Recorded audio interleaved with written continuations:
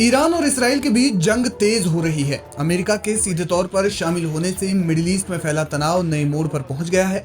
संघर्ष में ईरान किस तरह से जवाबी कार्रवाई करेगा, ये देखना अहम होगा। अमेरिका ने ईरान पर जब हमला किया तो उसके 3 परमाणु ठिकानों फोर्डो, नतांज और इस्फहान पर स्ट्राइक की गई, लेकिन बुशहर परमाणु ठिकाने पर अमेरिका ने हमला नहीं किया, जबकि इस केंद्र में भी ईरान का एक बड़ा परमाणु संयंत्र है। बताया जा रहा है कि बुशहर परमाणु केंद्र में रूस के वैज्ञानिक थे। ऐसे में अगर अमेरिका बुशहर पर हमला करता तो इससे रूस गुस्से से आग बबूला हो जाता। यही वजह है कि अमेरिका ने बुशहर पर हमला नहीं किया। 13 जून को इसराइल ने ईरान पर पहला हमला किया तो इस हमले में भी इसराइल ने बुशहर पर हमला न करते हुए फोर्डो को केंद्र में रखते हुए निशाना बनाया। इसके अलावा नतांज और इस्फहान में भी हमला किया। इसराइल ने अपनी कार्रवाई जारी रखते हुए इसके बाद लगातार कई बार ईरान पर हमला किया। इसके बाद जब अमेरिका जंग में कूदा तो उन्होंने भी इन्हीं 3 परमाणु ठिकानों पर हमला किया। आपको बता दें कि बुशहर परमाणु ऊर्जा संयंत्र रूस ने बनाया है और इसे चलाता भी रूस ही है। ऐसे में वहां रूसी वैज्ञानिकों और अन्य टेक्नीशियंस की उपस्थिति थी। बुशहर संयंत्र रूस की कंपनी रोसाटॉम द्वारा संचालित है और वहां रूसी वैज्ञानिक नियमित रूप से काम करते हैं। रूस इस संयंत्र के लिए ईंधन की आपूर्ति करता है और इस्तेमाल किए गए ईंधन को वापस लेता है। 19 जून 2025 को रूसी दूतावास ने पुष्टि की थी कि बुशहर सामान्य रूप से काम कर रहा है और वहां तैनात रूसी कर्मचारी सुरक्षित हैं। बुशहर पर हमला करने से रूसी नागरिकों की जान को खतरा हो सकता था, जिससे रूस और अमेरिका के बीच सीधा टकराव शुरू हो सकता था। रूस पहले से ही ईरान का रणनीतिक साझेदार है और यूक्रेन युद्ध के कारण अमेरिका के साथ तनावपूर्ण संबंध रखता है। Aim right, achieve big. At KR Mangalam University, we provide you the platform to turn your dreams into reality. At KR Mangalam University. जानकार मानते हैं कि अगर अमेरिका या इसराइल ने बुशहर पर हमला किया तो इसे रेड लाइन माना जाएगा, क्योंकि ये रूस के परमाणु सहयोग का प्रतीक है। रूस ने 2015 के परमाणु समझौते यानी JCPOA में भी बुशहर को शांतिपूर्ण परमाणु कार्यक्रम के हिस्से के रूप में मान्यता दी थी। इस पर हमला रूस को सैन्य या कूटनीतिक जवाब देने के लिए मजबूर कर सकता था। अमेरिका ने शायद इस जोखिम से बचने के लिए बुशहर को निशाना नहीं बनाया, क्योंकि पहले ही यूक्रेन को युद्ध में समर्थन देने के कारण अमेरिका तनाव का सामना कर रहा है। इसके अलावा रूस पर लगाए गए प्रतिबंधों से भी अमेरिका पर दबाव है और इसलिए ट्रंप कम से कम सीधे तौर पर रूस द्वारा संचालित या रूसी नागरिकों की उपस्थिति वाले किसी भी स्थान को निशाना नहीं बनाएंगे।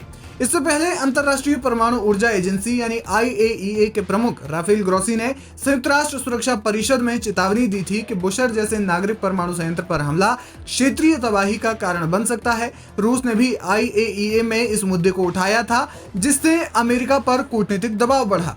रूसी वैज्ञानिकों की मौजूदगी ने इस चेतावनी को और गंभीर बना दिया, क्योंकि उनकी हत्या या चोट पहुंचाना अंतर्राष्ट्रीय समुदाय में अमेरिका की छवि को और खराब कर सकती थी। जानकारी के मुताबिक अमेरिका ने ईरान के जिन इलाकों में बमबारी की, उससे पहले उसने ये पुष्टि की कि उनके टारगेट्स में रूसी नागरिक या वैज्ञानिक उपस्थित नहीं है। इसके अलावा दूसरे कारण ये बताए जा रहे हैं कि बुशहर परमाणु संयंत्र आबादी वाले इलाके से महज कुछ किलोमीटर ही दूर है। अगर इसे निशाना बनाया जाता तो आम नागरिकों की मौत होने की भी संभावना थी। यानी कुल मिलाकर अमेरिका रूस से सीधे तौर पर कोई भी टकराव मोल नहीं लेना चाहता था। ईरान के 3 न्यूक्लियर ठिकानों पर अमेरिकी हमले के बाद अब यह संघर्ष पूरी दुनिया को झकझोरने की ओर बढ़ चुका है। ईरान की संसद ने होर्मुज जल डमरू मध्य बंद करने का प्रस्ताव पारित कर दिया है। यही वह रास्ता है जिससे दुनिया का 25% से ज्यादा तेल गुजरता है। अगर ईरान ने इसे बंद किया तो तेल की कीमतें बेतहाशा बढ़ेंगी और भारत समेत कई देशों की अर्थव्यवस्था पर गंभीर असर पड़ेगा। चौंकाने वाली बात है कि इसमें चीन तक का नाम शामिल है।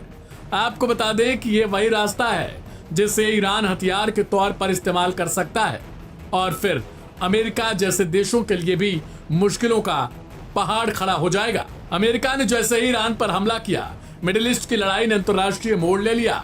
इसराइल पर करीब 30 मिसाइलों की बारिश हो चुकी है और अब ईरान ने ऐसा कदम उठाने का संकेत दिया है जो पूरी दुनिया को बिना मिसाइल दागे ही हिला देगा। ईरान की संसद ने होर्मुज जल डमरू मध्य को बंद करने का प्रस्ताव पास कर दिया है। यह दुनिया का सबसे अहम तेल गैस ट्रांसपोर्ट रूट है। हर दिन करीबन 2 करोड़ बैरल तेल इसी रूट से भेजा जाता है। जिसमें से ज्यादातर एशियाई देशों भारत, चीन, पाकिस्तान को जाता है। आपको बता दें कि मिडिल ईस्ट के कई देश तेल के भरोसे ही अपनी पूरी जीडीपी को नियंत्रित कर रहे हैं। ऐसे में सऊदी, कतर जैसे देशों के लिए भी ये मामला गंभीर हो सकता है। भारत भी इससे अछूता नहीं रहेगा। भारत अपनी जरूरत का तकरीबन 50% कच्चा तेल और गैस मिडिल ईस्ट से मंगाता है।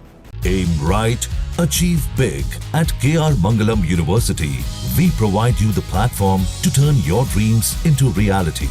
At KR Mangalam University. Bharat की एलएनजी का 40% कतर और 10% अन्य खाड़ी देशों से आता है। अगर होर्मुज बंद होता है तो भारत में तेल की कीमतें आसमान छू सकती हैं। हालांकि सरकार ने पहले ही कह दिया है कि कुछ भी ऐसा नहीं होने वाला है। वो हालात को नियंत्रित करने में लगे हुए हैं। इतना ही नहीं, भारत का खाड़ी देशों से निर्यात भी महंगा और मुश्किल हो जाएगा, क्योंकि होर्मुज ही एकमात्र सबसे छोटा और किफायती रूट है। इसके बंद होने पर शिपिंग कॉस्ट, डिलीवरी टाइम और एक्सपोर्ट लागत में तेजी से उछाल आ सकता है। अब सबकी नजरें ईरान के सर्वोच्च नेता अयतुल्लाह खामेनेई पर हैं, जो कि इस प्रस्ताव पर अंतिम फैसला वही लेने वाले हैं।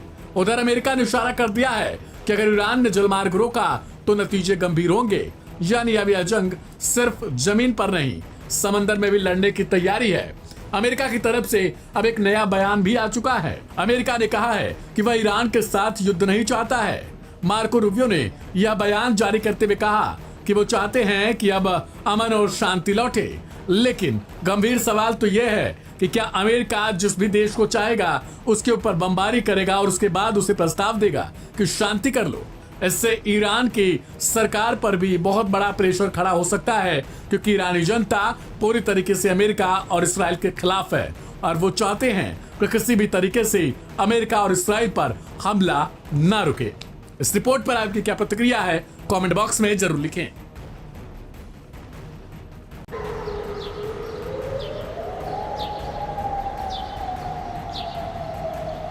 मिडिल ईस्ट में सुलगती जंग अब एक वैश्विक रंग लेने लगी है।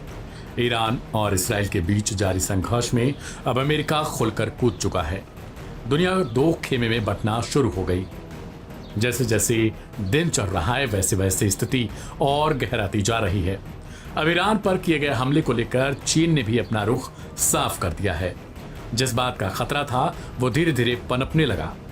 गौरतलब है कि शनिवार को अमेरिका ने ईरान के 3 न्यूक्लियर साइट्स पर एयर स्ट्राइक की। इसके बाद चीन और रूस का रिएक्शन भी सामने आने लगा।